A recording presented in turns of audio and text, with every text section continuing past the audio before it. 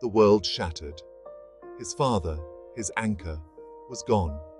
Whispers filled the air, pronouncements of a final journey, but the son refused.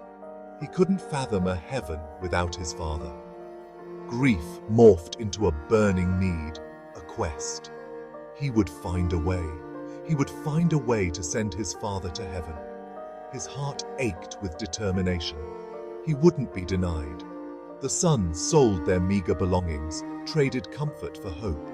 He sought out priests, holy men, anyone who claimed knowledge of the afterlife. Each encounter fueled his desperation. Each offered a solution, a ritual, a prayer. Each demanded a price. He paid willingly, his hope a fragile flame in the wind. Days blurred into weeks, weeks into months. He traversed dusty roads, his spirit as worn as his sandals.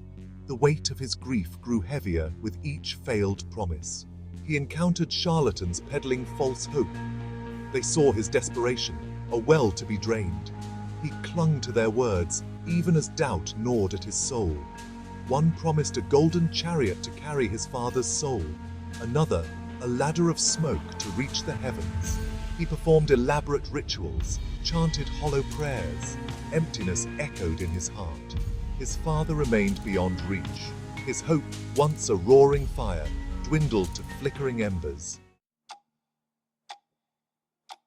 News reached him of a sage, a teacher unlike any other.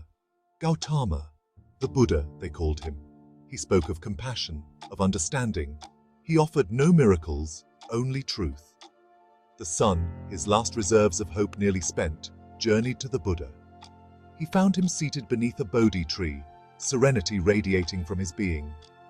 Prostrating himself, the son poured out his tale. His voice cracked with anguish, his words tumbling over each other. He begged the Buddha for help.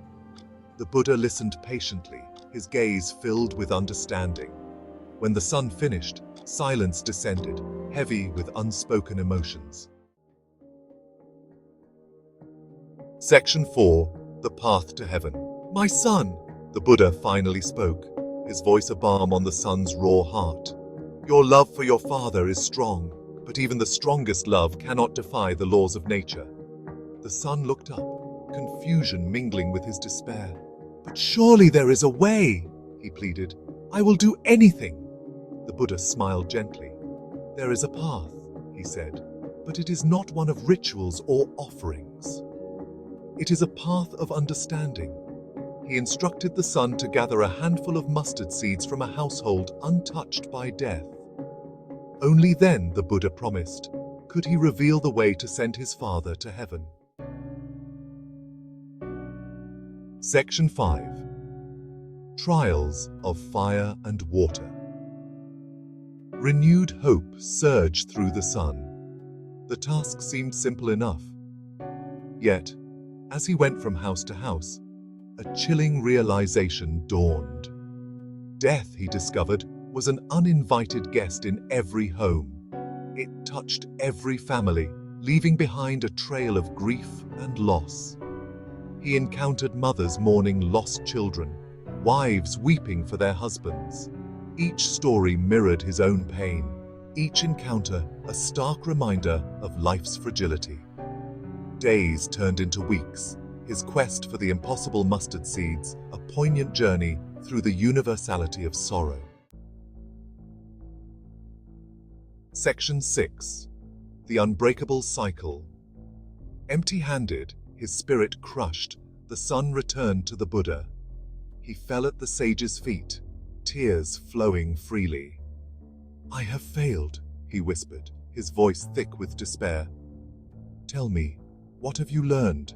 The Buddha asked, his gaze compassionate yet unwavering. I have learned, the son choked out, that death comes to us all, that no house, no family is untouched by its shadow. The Buddha nodded slowly. Yes, he said, death is but a part of life's natural cycle.